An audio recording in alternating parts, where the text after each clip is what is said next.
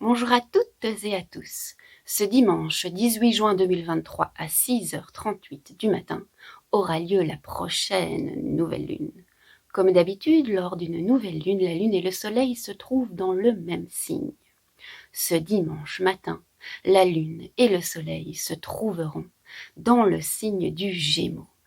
Ce sont donc toutes les qualités de ce signe extraordinaire qui seront mises à l'honneur. Alors, comme c'est une nouvelle lune, comme à chaque fois, je vous propose de faire de l'eau de lune. Sortez donc votre carafe d'eau minérale samedi soir et récupérez-la dimanche matin. Quand vous mettez cette carafe d'eau minérale à l'extérieur, vraiment posez l'intention qu'elle se remplisse, qu'elle absorbe toutes les qualités du signe du Gémeaux. Ensuite, vous pourrez boire cette eau de lune quand vous aurez envie justement de faire appel à ces qualités. Alors ces qualités, quelles sont-elles? Le signe du Gémeaux, c'est vraiment le maître dans l'art de la communication. Il est éloquent, il sait parler, il sait aussi très bien écrire.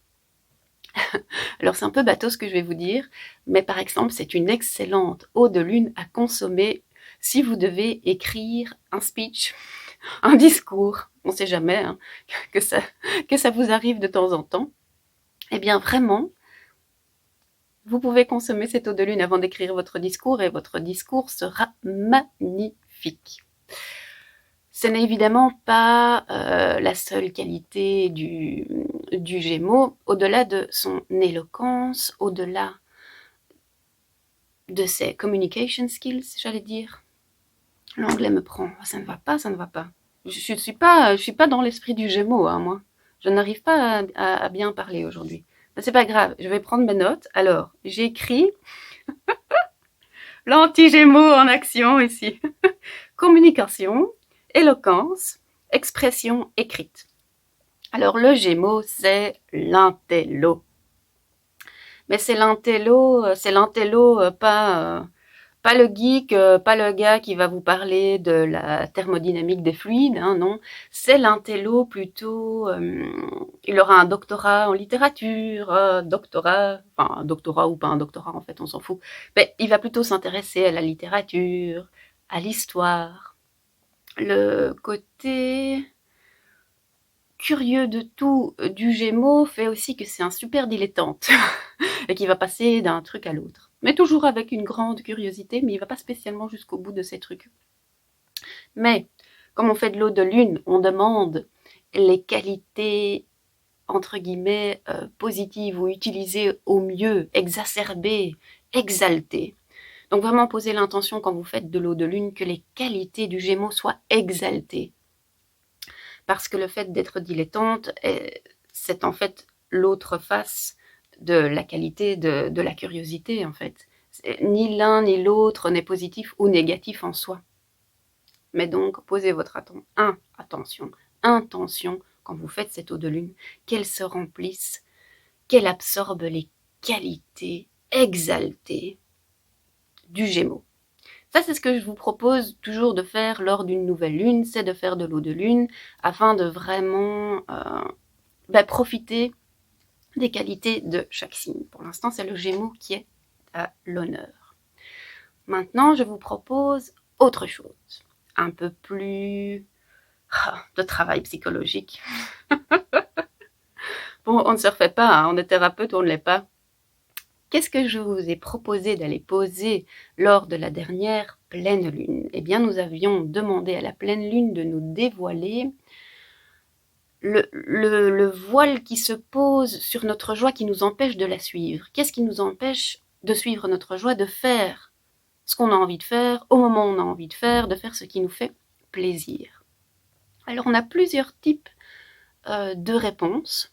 Je ne vais pas aller dans les détails, je vais vous donner des petits trucs un peu comme ça, plic-ploc, le genre de message que l'on a reçu il y a 2 semaines. Il y avait par exemple, si tu suis ta joie, ça veut dire que t'es une grosse égoïste. Parce que faire ce qu'on veut quand on veut, c'est être égoïste. Et alors, les égoïstes, on n'aime pas ça. Donc, cette personne-là, elle avait un peu, je veux dire, un code intérieur. Être égoïste, c'est pas bien. Tu ne seras pas égoïste. C'est dans sa ligne de code dans son cerveau, quoi. Autre ligne de code dans le cerveau d'autres personnes. Attendez, il faut que je réfléchisse pour me rappeler. Il y avait, si tu suis ta joie, tu seras dans l'insouciance, tu seras irresponsable, et donc des grandes catastrophes vont arriver. Donc il y a une ligne de code qui est « tu ne seras pas irresponsable » ou « tu seras responsable ». J'aime bien l'écrire comme ça en négatif, « tu ne seras pas irresponsable ». Autre exemple, tu dois être forte. Là, ça n'a pas l'air d'être directement lié à la joie, mais l'idée est que cette personne, elle doit être forte et être le soutien de tout le monde. Et donc, en fait, qu'elle soit vraiment joyeuse ou pas joyeuse, qu'elle soit dans la joie ou dans la tristesse, la façade, c'est toujours « je suis forte ». Et donc, finalement, même quand elle se montre joyeuse ou de bonne humeur, est-ce de la vraie joie, de la vraie bonne humeur, ou est-ce la façade qui est « je dois être forte » ou « je n'ai pas le droit d'être faible ». Ça, c'est le genre de réponse que nous avons reçue. Alors, lors des pleines lunes, on reçoit des réponses.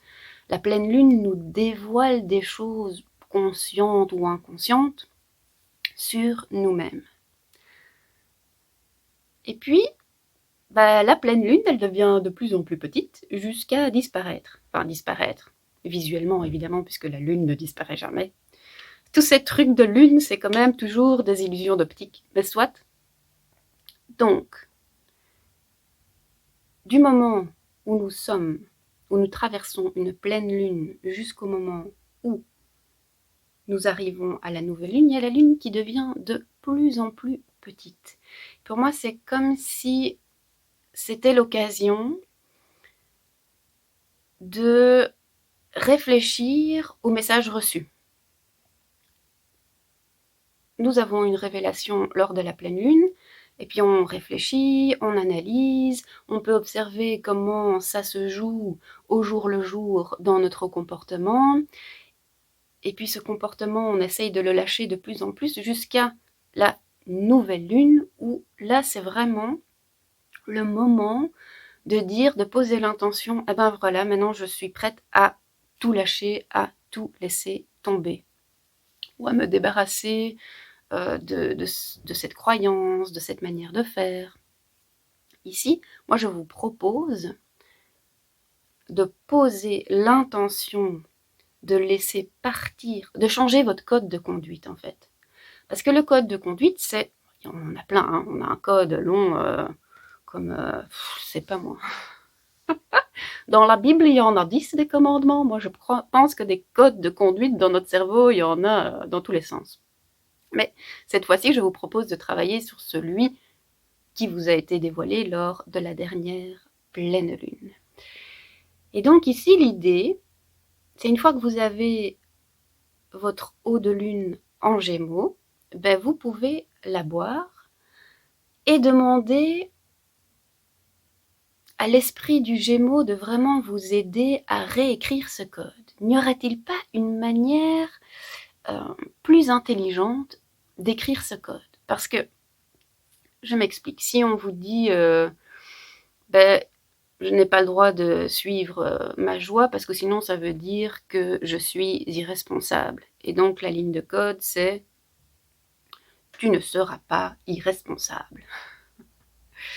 Eh bien, y a-t-il une manière d'écrire ça déjà de manière plus positive? Ça pourrait être « tu seras responsable », mais d'aller avec la curiosité du Gémeaux, aller se poser des questions, tiens, mais ça veut dire quoi en vrai, être responsable? Est-ce que renier complètement sa joie, est-ce que c'est vraiment être responsable? Donc, et je vous propose vraiment de faire l'exercice par écrit, puisque le Gémeaux, il est doué pour écrire, vous écrivez la grande ligne de code, là, tu ne seras pas irresponsable, tu ne seras pas égoïste, et puis de de la réécrire d'une manière plus positive, mais pas juste une phrase en fait. De réécrire toutes les idées qui vous passent par la tête, d'aller vraiment vous demander, tiens, mais est-ce que ne jamais faire ce que j'ai envie de faire, est-ce que c'est vraiment l'inverse d'être égoïste? Parce que je sais pas, si vous faites plein de trucs pour faire plaisir aux autres, alors vous dites, ah, moi je suis pas du tout égoïste, je me sacrifie pour les autres, mais j'ai envie de dire mon cul, excusez-moi, mais j'ai vraiment envie de dire, arrêtez de vous raconter n'importe quoi en fait. Si vous êtes tout le temps en train de vous sacrifier pour les autres, d'essayer de leur faire plaisir, c'est parce que quand vous faites ça, tout d'un coup, là, votre ego, il est là, mais oui, comme ça, quand je fais ça, je suis quelqu'un de bien. Et donc, c'est tout autant égoïste que de faire ce qu'on veut quand on veut en tenant pas compte des autres. En fait, on est tous des gros égoïstes sur cette terre, les gars. Et on ferait bien mieux de l'assumer plutôt que de faire semblant qu'on ne l'est pas. Et donc, je me suis perdue dans mes trucs. Vraiment, hein. Ou alors peut-être que l'esprit du Gémeaux n'est pas avec moi, mais que l'esprit genre dilettante, que je passe d'une idée à l'autre et que tout est décousu, qui est la partie pas exaltée, qui est un Gémeaux en mauvaise santé. Je suis un Gémeaux en mauvaise santé, les gars. Je n'arrive pas à exprimer, à vous raconter une histoire avec un début, une fin, un milieu. Pas dans cet ordre-là d'ailleurs. Donc, revenons à nos moutons. C'est ce que je vous propose de faire pour cette nouvelle lune. Donc ce soir, hein, je dis ce soir parce que je suis en train de filmer cette vidéo et on est samedi, mais le soir de la nouvelle lune, donc la nuit de samedi 17 juin à dimanche 18 juin, vous posez l'intention de, je dirais même de remettre en question ce code de conduite que vous avez découvert lors de la dernière pleine lune. Vous faites votre eau de lune, vous la buvez, et quand vous la buvez, vous faites vraiment l'exercice par écrit de se dire, ok, voilà le code de conduite qui est pour l'instant dans mon cerveau, est-ce que je ne peux pas l'écrire autrement? Est-il vraiment vrai? Vous le questionnez avec la curiosité du Gémeaux. Ça me fait penser à, en fait, un exercice que j'avais fait à l'école primaire. J'étais dans une école catholique et on avait repris les 10 commandements et le prof nous avait dit bah oui, tu ne mentiras point.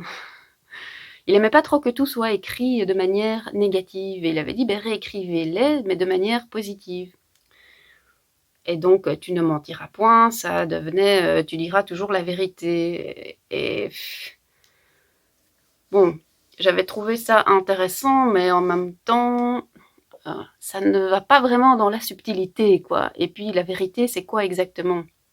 Et c'est vrai que si on a un de nos codes de conduite dans notre tête qui est tu ne mentiras point, ben si vous ne parlez absolument jamais de votre vie, vous ne mentirez pas.